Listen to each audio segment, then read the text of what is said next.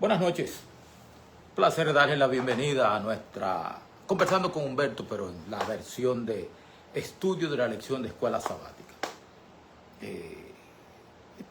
Hoy fue un día muy interesante. Hoy hay un nuevo papa, un nuevo dirigente de la Iglesia Católica, León XIV. Se dice que su bisabuela es descendiente de un dominicano, nació en Chicago, él, pero pasó mucho tiempo viviendo en América Latina, en Perú específicamente. Así que hay muchas especulaciones y la gente hablando que este papa, que aquel, que lo otro. Pero hay un reel de Hablemos Claro, donde el pastor Fernando de la Cruz y yo conversamos acerca de este tema y hablamos de un sistema, hablamos de un sistema puro y simplemente. No hay que apresurarse, ni volverse loco, ni nada por el estilo con esto. Dios tiene el control de los tiempos, de los plazos, de todo lo que va a suceder. Usted no hace nada con saberlo todo, de estar al tanto de todo, si su vida espiritual no funciona, no está como debe ser. Le doy la bienvenida a los que están llegando. Tenemos 4 personas ya conectadas, por lo menos eso me dice el indicador aquí. Así que son las 10 rayando, me van a permitir orar para comenzar. Quiero que me confirmen si me están escuchando. Los que están conectados, alguno de ustedes me puede decir si se escucha bien. Yo se lo voy a agradecer. Si hay alguno conectado. Bien, oremos. Señor y Dios, al repasar la lección de escuela sabática en esta noche, te invocamos. Queremos la presencia, necesitamos la presencia del Espíritu Santo que tú has ofrecido enviar, si lo pedimos en el nombre de Jesús, y para las cosas que tienen que ver con tu obra. Este programa es tu obra, es tuyo. Dirígenos, bendícenos en el nombre de Jesucristo. Amén. Miguel Ángel Rivera Sosa, feliz 42 aniversario de boda, me parece que dijiste que tienes. Yo estoy feliz por ti, por tu matrimonio, por tu esposa, por tu familia, por todo eso. Gracias a Dios, porque tú realmente eres no solamente hijo de Dios, sino también eres una herramienta poderosa que Dios ha utilizado, utiliza y utilizará para honra y gloria de su nombre. Sistema de sacrificio. ¿Por qué estableció Dios el sistema de sacrificio? El sistema de sacrificio. Si me estás escuchando bien, gracias. Si me estás escuchando bien, ponme ahí, se escucha bien. Bien. La primera función del sistema de sacrificio, entiendo yo, la primera función era meter en la cabeza de la gente, grabar en la conciencia del ser humano que pecado significa muerte. Eso es lo primero. El sistema de sacrificio también es un tipo de Cristo. Génesis 3:15, tú lo herirás en el calcañar, él te herirá en la cabeza. O sea, tenía que ver con eso. O sea, con anunciar la venida de la llegada del Cordero de Dios que quita el pecado del mundo, como dice Juan capítulo 1, versículo 29. O sea, Dios, como le dijo Isaac, le pregunta en el monte Moriah a Abraham, tenemos la leña, tenemos el fuego, ¿dónde está el sacrificio? Entonces Abraham le dice a Isaac, el Evangelio le dice, Dios se proveerá de cordero. O sea, el sistema de sacrificio prefiguraba la llegada del Cordero de Dios que quita el pecado del mundo. Josué Báez, muy bienvenido en esta noche, me alegra tenerte por aquí. Norma Mar de Villamán, muy bienvenida. Ya saludé al doctor Miguel Ángel Rivera Sosa. Bien, entonces, 2 cosas fundamentales. Pecado significa muerte y alguien paga. Rodolfo, bienvenido. Pecado significa muerte, o sea, alguien paga. Y en segundo lugar, Dios se proveerá de cordero. Dios va a proveer la solución. Hay en Génesis, creo que 15 o 17, está, déjeme confirmar, por favor. Déjenme confirmar. Tengo aquí algunas citas bíblicas que no quiero perder, pero vamos a Génesis. Génesis capítulo 17. Segundito.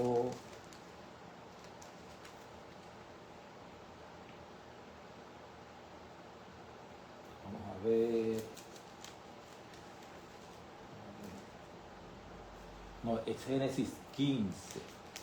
Génesis 15. Dios hace un pacto con Abraham. Esta ilustración la aprendí del pastor Vladimir Polanco. Dios hace un pacto con Abraham en Génesis 3:15. Amén, amén, bendecida noche. Y le dice, tráeme una becerra, tráeme un cordero, pártelos por la mitad y pon una mitad frente a otra. En el antiguo cercano oriente, un rey poderoso hacía un pacto con un rey menos poderoso, un rey vasallo. Entonces lo que le decía es, vamos a hacer un pacto. Pecado es transgresión de la ley. Eso es lo que dice la Biblia, no es mi opinión personal, Josué Báez. Lo dice Primera de Juan, capítulo 3, versículo 4. El que comete pecado infringe también la ley, porque pecado es transgresión de la ley. De hecho, Pablo dice en Romanos capítulo 3 y capítulo 5 que donde no hay ley, no se inculpa de pecado. Eso es así. O sea, hay mucha gente que tiene unas ideas... sí, también. Sí, e infringe también la ley. Entonces, porque, y también el mismo verso dice, porque pecado es infracción de la ley. O sea, que no me digas la primera mitad del versículo de todo lo que dicen los que solamente se ocupan de Baraberishi y no leen el versículo, lo que dice el versículo completamente. Juan lo dice claramente, porque pecado es infracción de la ley. Y Pablo también dice, si separarse de Dios es pecado, eso es lo que está antes. Si tú te separas de Dios, y el tema no es ese, Josué Báez.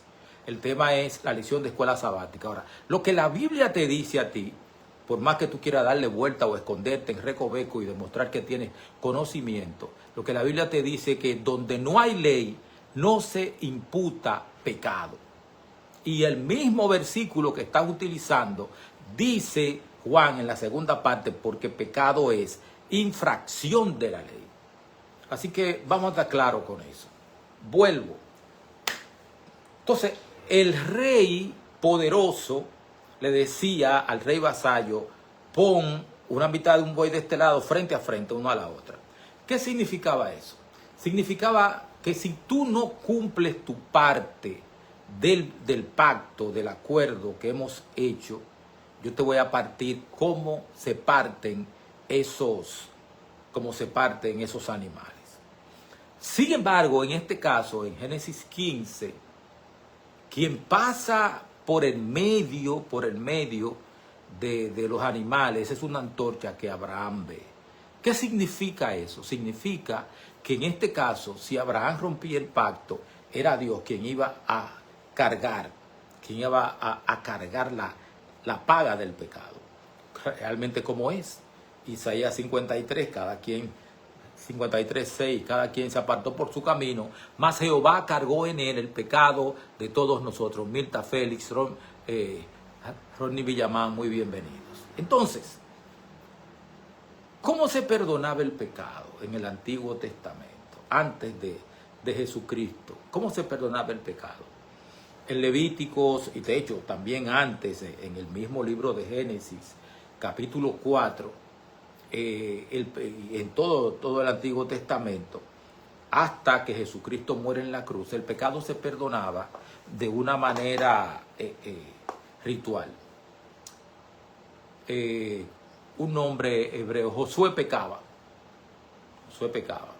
Entonces Josué traía un cordero y Josué iba al santuario. A mí me gusta pensar más en el santuario del desierto, en la tienda, que en el edificio, en el templo. Y entonces llevaba su cordero, que no tenía nada que ver con su pecado, y iba donde el sacerdote y le decía, yo he pecado, yo necesito librarme. Bernabé Lundi, muy bienvenido. Yo necesito limpiarme de este pecado. Entonces el sacerdote y el pecador amarraban el cordero en una estaca en el atrio. Al amarrar el cordero en la estaca, entonces el pecador ponía la mano sobre la cabeza del cordero y entonces al poner la mano sobre la cabeza del cordero, ¿qué hacía? Confesaba su pecado. No se lo confesaba al sacerdote, ponía la mano en la cabeza del cordero y ahí confesaba su pecado. Entonces el sacerdote le daba un cuchillo y le decía, tienes que cortar el cuello, matar al animal, degollarlo. Entonces el pecador degollaba al animal, al cordero, y el sacerdote tomaba esa sangre, parte de esa sangre, e iba hasta el altar de los sacrificios y asperjaba la sangre, y eso significaba, o sea, simbólicamente, el pecado pasaba del pecador al cordero. Al morir el cordero, la sangre era asperjada en el altar y entonces quedaba registrado, eso era lo más común, quedaba registrado en el santuario. El día de la expiación los pecados tenían que ser retirados del santuario. Tenían que ser retirados. Y al final, la última parte de la ceremonia del día de la expiación, entonces el sumo sacerdote, representando al pueblo, ponía las manos sobre la cabeza del macho cabrío por Azazel y lo mandaba al desierto. Un símbolo de que al final Satanás va a terminar pagando por todos los pecados que él me tentó para que yo cometiera. Yo por eso siempre reviso mi conciencia y le pido perdón a Dios, porque a mí me faltan 2 años para 70 y en cualquier momento ¡pah!, terminó. Así que yo prefiero hacer un recuento diario y pedir perdón inmediatamente me doy cuenta, para que no venga y me sorprenda la parca en medio de una... Claro, yo estoy cubierto con el manto de la justicia de Cristo. Yo no soy salvo por mi justicia, soy salvo por fe en Jesucristo. Entonces, así funcionaba. ¿Qué resulta? Que el sistema se corrompió. ¿Cómo que el sistema se corrompió, Humberto? Sí, el sistema se corrompió. Vamos a Isaías capítulo 1. Isaías capítulo 1, versos del 10 en adelante. Isaías 1, del 10 en adelante. Porque había gente que decía, yo resuelvo eso con un cordero, con 2 tórtolas, con 2 palominos. Y si era muy pobre, yo le llevo media libra de harina y ya, y quedo limpio de eso. O sea, era parte, como el sistema de indulgencias que Tetzel tenía montado. Era eso. Sí, pero en los 70, dice, en los 70. Y para eso me faltan 2. Entonces, el mismo sistema de indulgencia que estaba Lutero combatiendo con las 95 tesis, era lo que había pasado en el antiguo Israel. Porque la gente decía, yo lo resuelvo con sacrificios. No se resuelve así. Así que nos encontramos con Dios diciendo, príncipes de Sodoma. Isaías capítulo 1, 10 en adelante. Príncipes de Sodoma, oíd la palabra de Jehová. Escuchad la ley de nuestro Dios, pueblo de Gomorra. ¿Para qué me sirve, dice Jehová, la multitud de vuestros sacrificios? Hastiado estoy de holocaustos de carnero y de grasa de animales gordos. No quiero sangre de bueyes, ni de ovejas, ni de machos cabríos. ¿Quién pide esto de vuestras manos cuando venís a presentaros delante de mí para pisotear mis atrios? ¿Quién pide esto de vuestras manos cuando venís a presentaros delante de mí? Pues ya lo dije, no me traigas más vana ofrenda, el incienso me es abominación, luna nueva, sábado y el convocar asamblea. No lo puedo sufrir, no lo puedo sufrir. Son iniquidad vuestras fiestas solemnes. Mi alma aborrece vuestras lunas. O sea, Dios estaba cansado de eso. Estaba cansado de los sacrificios que se hacían sin arrepentimiento, sin conversión verdadera. que ahí estaba el problema que se originó entre Caín y Abel. Ahí se originó. Es interesante lo que John Bustra escribe en el auxiliar de la lección para esta semana. La lección para esta semana. Antes de eso tengo que decir que en el antiguo cercano oriente, el sacrificio ritual o cúltico de animales era una práctica corriente entre la mayoría del pueblo. O sea, la gente hacía sacrificios para obtener el favor de los dioses, a cambio de ayuda. O sea, yo te traigo un sacrificio para que tú me ayudes, para que tú me libres o que esto y que lo otro. Pero con Dios no funciona así. En la Biblia representaba un movimiento descendente. Desde Dios hasta nosotros, Dios va a proveer salvación para nosotros. En el antiguo cercano oriente, la deidad creaba a los humanos para que sirvieran como esclavos y le proveyeran comida. Sin embargo, el Dios de la Biblia crea a los seres humanos y les provee alimento, les provee de todo. Incluso provee Él el sacrificio. Entonces, ¿cuál fue el problema con los sacrificios de Caín y Abel? ¿Cuál fue el problema con eso? El problema es que Abel estaba consciente de que necesitaba un Salvador. Entendió bien el concepto y Abel llevaba de las primicias de su rebaño. Llevaba un cordero. El sacrificio de Abel, por lo tanto, está en conformidad con la instrucción bíblica, que requería, además de una ofrenda vegetal, el ofrecimiento de un animal para el holocausto. Éxodo 29, 39 al 41, teniendo en cuenta que Abel era pastor de ovejas y Caín labrador. Caín, el hermano mayor, se enfrentó a un problema. Necesitaba la ayuda de su hermano menor, porque Caín no entendía que no necesitaba un salvador. Yo te voy a llevar lo que yo tengo. Yo te voy a dar lo que hay, porque es un procedimiento, es un trámite. Para Abel no era un trámite.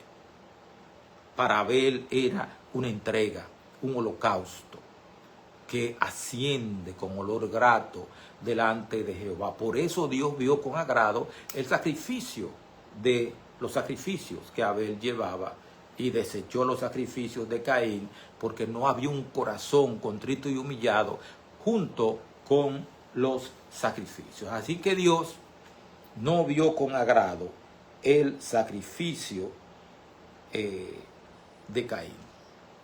La primera preocupación de Dios es la persona que hace la ofrenda. ¿Qué entiende esa persona? ¿Cómo está la conciencia de esa persona?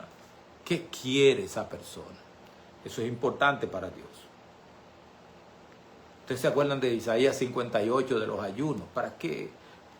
Ustedes ayunan para latigar, para lastimar, para acusar.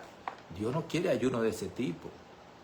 Dios no quiere ayuno de ese tipo, tampoco quiere ningún tipo de sacrificio que no conlleve eso. Vamos a ver, la atención de Abel se centra esencialmente en el significado del sacrificio en sí, es decir, en el regalo de Dios para él, mientras que Caín ve su religión como un movimiento ascendente hacia Dios. Abel la entiende como un movimiento descendente desde Dios. O sea, Abel busca a Dios de todo corazón para ser transformado. Eso es lo que Dios quiere. Y por eso los sacrificios del pueblo de Israel eran diferentes a los sacrificios que hacían toda esa gente. De hecho, como les dije al principio, por eso hablé de cómo funcionaba el sacrificio. Los sacrificios de toro y de becerro y de cordero realmente nos quitan el pecado. Efectivamente nos quitan el pecado. Es lo que nos dice el libro de Hebreos capítulo 3. El libro de Hebreos capítulo 3, capítulo 10, del 3 al 10. Donde ofrenda y sacrificio no quisiste, más preparaste cuerpo. En el rollo del libro está escrito de mí, aquí vengo, Dios mío. O sea, el sacrificio que realmente importa es el sacrificio de Jesucristo en la cruz. Todo lo demás eran tipos, cosas que señalaban al sacrificio de Cristo. Eso era lo que había ahí.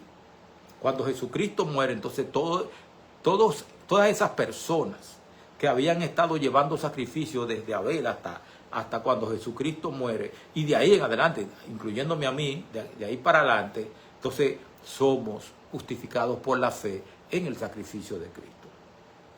Su sangre nos limpia de todo pecado. Ese es el quid del asunto. De eso se trata. Por eso la profecía anunciaba a Jesucristo desde el principio. Lo anunciaba. Y el sistema de sacrificio tenía ese propósito. Que nosotros que los del Antiguo Testamento creyeran en el Cordero de Dios que iba a venir, y que nosotros creamos en el Cordero de Dios que murió en la cruz del Calvario, que fue enterrado, que resucitó, que ascendió a los cielos, que intercede por nosotros en el santuario y que regresa otra vez. Desde allí ha de venir a juzgar a los vivos y a los muertos. Eso es fundamental para nosotros. Como dice Primera de Pedro 1, 18 y 19, sepan que han sido rescatados de la vana conducta que recibieron de sus padres, no con cosas corruptibles como oro o plata, sino con la sangre preciosa de Cristo, como de un cordero sin mancha ni defecto. Eso es Jesucristo. Por eso nosotros leímos en Apocalipsis capítulos 4 y 5, en el capítulo 5 específicamente, cuando Juan está llorando porque no aparece quien pueda desatar los sellos del libro, que el ángel le dice, no llores, aquí está el león de la tribu de Judá, que ha vencido y él puede abrir. Y cuando Juan mira al león de la tribu de Judá, no ve un león. ¿A quién ve? A un cordero como inmolado. A Jesucristo, que, como dice la canción de Rudy Micheli, es a la vez el cordero y es el león. Como dice Norma, justicia imputada. Claro, Dios me declara justo, aunque yo personalmente no sirva ni pecharme a los puercos. Sin embargo, Dios me declara justo por la promesa que hizo y porque yo comencé el camino ascendente de la santificación. Si en el proceso, en el día a día yo caigo, pues yo vuelvo a Jesucristo, perdóname que yo pequé, límpiame con tu sangre, y el Señor me perdona y yo sigo caminando mi camino ascendente de la salvación, de la santificación. Crecemos cada día en Cristo Jesús. Continuamos entonces, porque la lección de escuela sabática no puede pasar de 20 minutos, a menos que usted haga preguntas. No se ponga a dar un discurso como estoy haciendo yo ahora. Pregúntele a la gente que está ahí qué opina, qué dice, qué piensa. Entonces, vamos a ver. Un segundito. Isaías 53 es uno de los pasajes más poderosos que tiene la Biblia. ¿Qué dice? ¿Quién ha creído a nuestro anuncio? Sobre quién se ha manifestado el brazo de Jehová. Pero de todo eso hay dos textos que a mí me impresionan. Cada quien se apartó por su camino, mas Jehová cargó en él el pecado de todos nosotros. Como cordero fue llevado al matadero y no abrió su boca. Eso es así. Jesucristo se entregó por mi salvación. Todo eso fue profetizado. De hecho, si usted se lee el Salmo 22, en el Salmo 22 se describe de una manera maravillosa los sacrificios de Jesús, los sufrimientos de Jesucristo en la cruz del Calvario. Léase esta noche el Salmo 22 para que vea, para que disfrute eso. Y también quiero resaltar que arrodillarme a pedir perdón sin sentir arrepentimiento, me la pone difícil para ser perdonado. Por eso muchas veces yo me arrodillo a pedir perdón porque mi conciencia me dice, pecaste, mi razón me dice, eso está mal. Entonces cuando yo me arrodillo, yo le digo, Señor, dame arrepentimiento. Dame arrepentimiento porque no estoy sintiendo arrepentimiento. Y yo sé que pequé, yo sé que hice mal y necesito que me limpies de ese pecado. Necesito que esto pase de mí. Y después siento arrepentimientos. Aunque la fe no es emociones ni sentimientos, pero uno necesita sentirse perdonado. Y eso es fundamental. Así que Dios está en contra, lo manifestó en el antiguo Israel, de los que pensaban que llevando ofrendas podían limpiar su pecado, que es el mismo error que de Setzel y del Papa, de la gente que persiguió a Lutero. Es maravilloso lo que Dios ha hecho por nosotros. Así que me tomé 25 minutos en dar la lección. Yo espero que usted haga lo mismo y que utilice el tiempo restante para hacerle preguntas a los hermanos y pasar el informe, recoger las informaciones. Norma Asmar estuvo aquí, Ana Luisa Martínez ha estado aquí, Evelyn de la Cruz Santo ha estado aquí. ¿Quién más vino? Esther Davis, muy bienvenida, un placer tenerte por aquí. ¿Quién más? Josué Báez también ha estado por aquí. Francis Báez, el pastor, está por aquí. Muchas gracias. Reinaldo Morales, un placer. Ariadne Ferreras, un placer tenerte por aquí. Minerva Mejía, Ronnie Villamán, Bernabé Lundi, Mirta Félix. Vamos a ver quién más ha estado por aquí. Vamos a ver. Ruth Esther, también un placer tenerte por aquí en esta noche. Rodolfo Batista también. Rodolfo Batista. Miguel Ángel Rivera Sosa, que está de 42 aniversario de boda. Así que si me permiten, yo voy a orar para concluir. Te agradezco, Dios Todopoderoso, la bendición de haber podido tener este conversatorio sobre la lección de escuela sabática. Danos arrepentimiento. Ayúdenos a aprovechar el don precioso que nos diste con Jesucristo en la cruz del Calvario. Y que nosotros podamos pedir perdón por todos nuestros pecados y apartarnos de ellos. Glorifícate en nosotros, dándonos salvación y vida eterna. En el nombre de Jesucristo. Amén. Pasen buenas noches. Que Dios les bendiga.